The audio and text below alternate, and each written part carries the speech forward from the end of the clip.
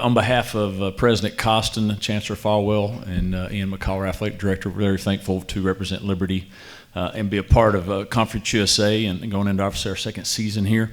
Really thankful for the group of young men that we get to coach and the opportunity that Liberty gives our young men to be the best version of themselves on and off the field and continue to help them grow and become a champion for Christ. It's something that is very important to us in our institution.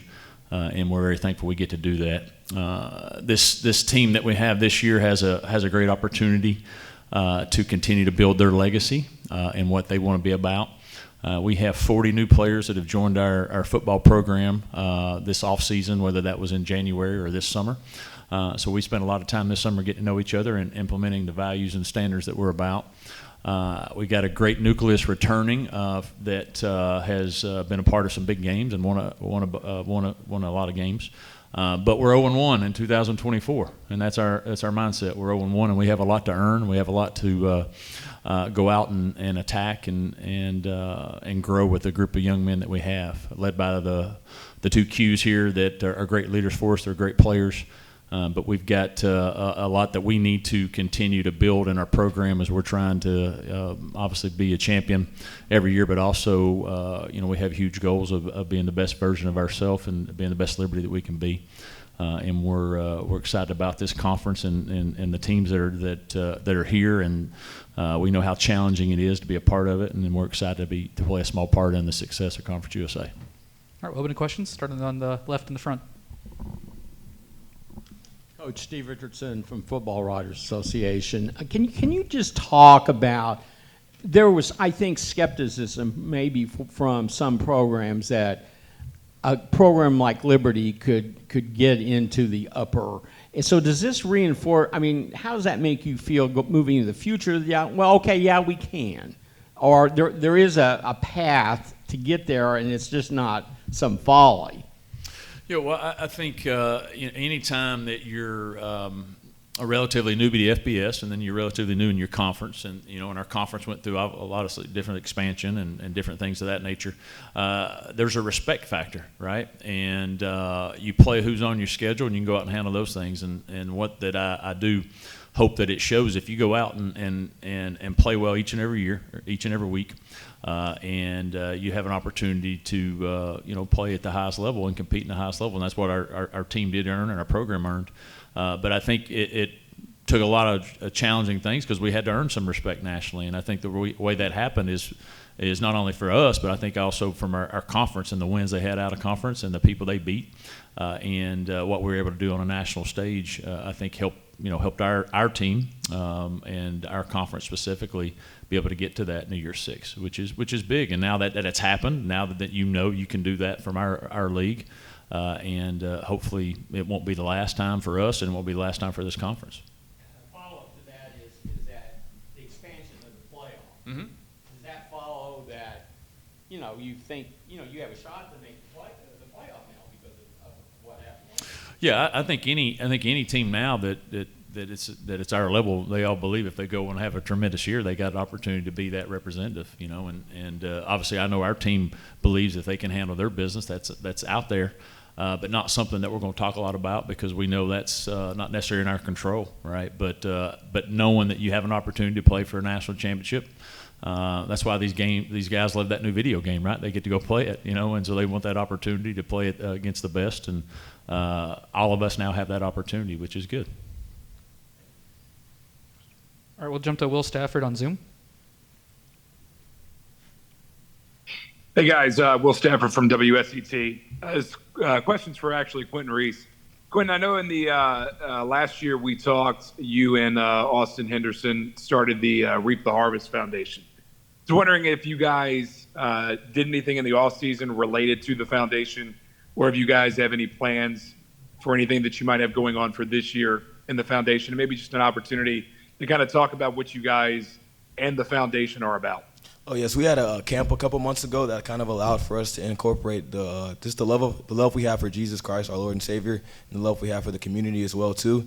We had a great opportunity just to run a camp.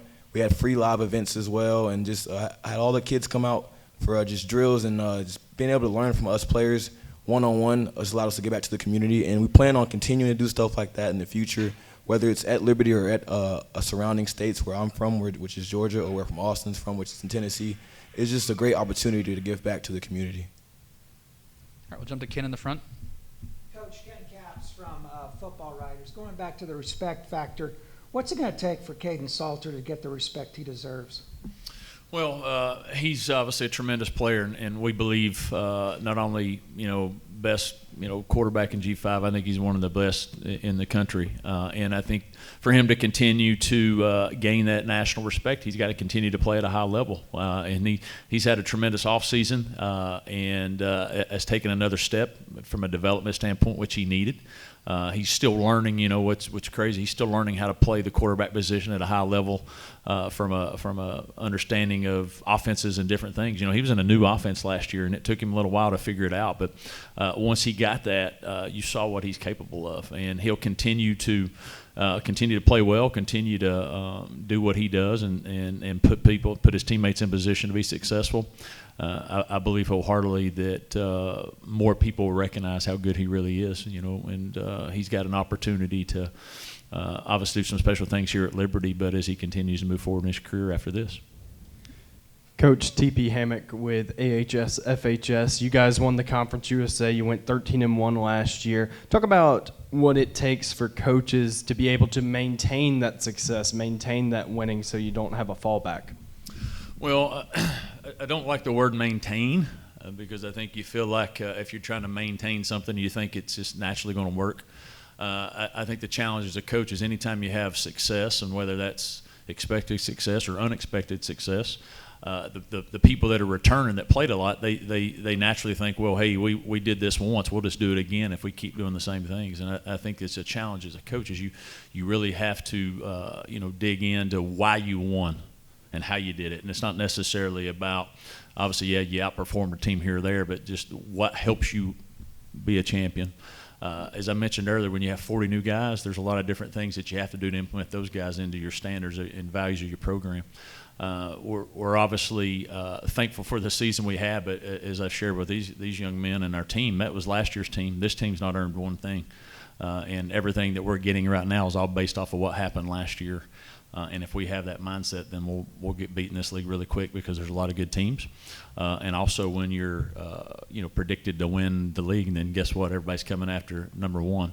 And so we understand that as players. Our players understand, our coaches understand that. But it's getting everybody to buy into that. I think that's the hardest thing a coach has is meeting those outside expectations. But, the secret for us is our expectations are always that high. We might have not ever talked about going undefeated or those things last year, but our guys knew what a champion does every day, and that's still the man. That's what we're going to continue to hammer home every day. We'll jump to the back. Coach, Tony Thomas, College Football Dogs. Last year, y'all led the nation in rushing, and you returned the core of your rushing attack again this year. You lose C.J. Daniels to the transfer portal. How's that going to affect your passing game going into the season? CJ was a tremendous player for us, and we wish him obviously a lot of success. And him and Caden were roommates, so there was a great connection for them. I do think that we have a lot of good players obviously returning. I think that receiving, there's good players there. They might not have done it enough for us or a lot for us, so that's going to be the question mark. I think gaining trust from Caden, gaining trust with those guys is the big challenge. Obviously, that's going through the spring and then the new guys that got here in the summer. But we obviously do have a great rushing attack, obviously led by Cooley here, Cooley, Quinton Cooley. And so we got a lot of good young players there as well. We did lose some starting offensive linemen, so I think we're going to be a little different this year in how we go about things. But one thing, if we can find a way to run it, then that does open up our passing game a little bit more.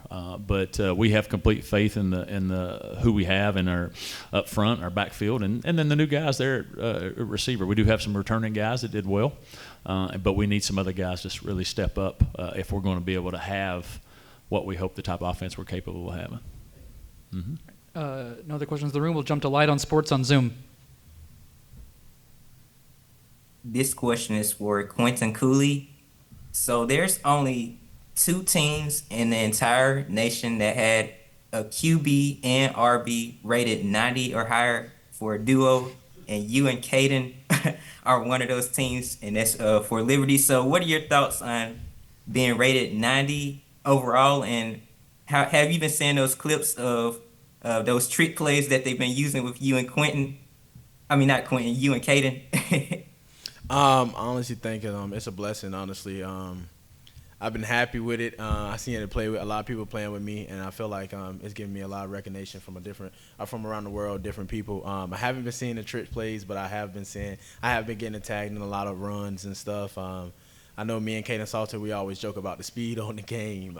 So every time we do a little jump, we always racing and workouts and stuff now. But he got it. I gave it to him. He got it. But I really love it. The kids get to play with me. It's a dream come true as every other player. Like Quinton's also in the game. So it's a dream come true. Everybody get to play with you, but it's a blessing. We'll go to Bryson Gordon on Zoom. Hey, Coach, this is Bryson Gordon from the Lynchburg News and Advance. You touched on it a couple questions ago. Just wanted to kind of hit on that factor of kind of being the hunter versus the hunted. You know, last year you were the favorite and you ended up winning the league this year. Everybody's kind of coming after you as you were the, undefeated team in the league last year. How do you kind of get that message through to your players that everybody's going to be giving you your best shot every single night you're going out there? Well, I believe they understand that just because I think we were getting a lot of people's best shots last year too. Once you start having the season that you have, as you go later in the season, you're getting more and more as if a so-called target. Everybody's coming after that, and so the main thing for us is our whole mindset of our program is more about attacking and not defending anything. And I think anytime you're defending or you're maintaining, you're losing. And we talk a lot about we're going after something, and it's not necessarily a championship. Yes, we all play for that. But the purpose of why we're playing, we're going after for our team. They're playing for each other. And when you play for a brotherhood, when you're playing for somebody that you care about, you do whatever you can to go out and be your best for them. And our whole program is built on that value system of that. And so I expect, and with these players being leaders beside me, I expect them to make sure that goes throughout our program. This is why we do what we do. And then the results are, they'll take care of themselves from that standpoint. But that's going to be the challenge because it's natural, I think, to think that you've arrived. And the best part of any type of, journey that you go on is not the arrival. It's being a part of the journey and the trip along the way. And that's what we're going to focus on. All right, we'll close out with Will Stafford on Zoom. Coach, you touched on this a little bit ago, but we'll ask it a little different way this time. Last year, you guys went to the Fiesta Bowl. Great experience. This year with the expansion of the playoffs, it's now a 12-team playoff. So this year, technically, if you made it back in, unless you're a top seed, you would have to go to kind of an away game first and then get to a New Year's Six. Do you think that, how do you think that kind of, kind of forms or shapes the G5s? Is this better for the G5s or is it worse? Well, I think anytime you have a seat at the table to play, for a national championship being the playoff, I think that there's a great positive with that. If you go and you play somebody and you don't get the opportunity to maybe go to a bowl game, is that worse for some of the experience? Maybe your team gets the experience. Yeah, I think so, because part of the bowl experience and going out there and being a part of it. Like our bowl experience last year was unbelievable until the second quarter. And then, then it went downhill from there. And so the part of the bowl experience stuff is a great thing. And so if we're going to have to enjoy the bowl experience, that means our G5 team is going to have to win that first round, And so there's a great benefit of playing for a championship and being one of 12 teams that have earned the opportunity to play for that. But I do love the bowl experience, and I think our players enjoy those things as well. So I do think there might be, if you don't win that game, there might be some people, and I'll say team that didn't that maybe have not experienced a bowl game before that'll miss out on some of those great experiences the bowl offers.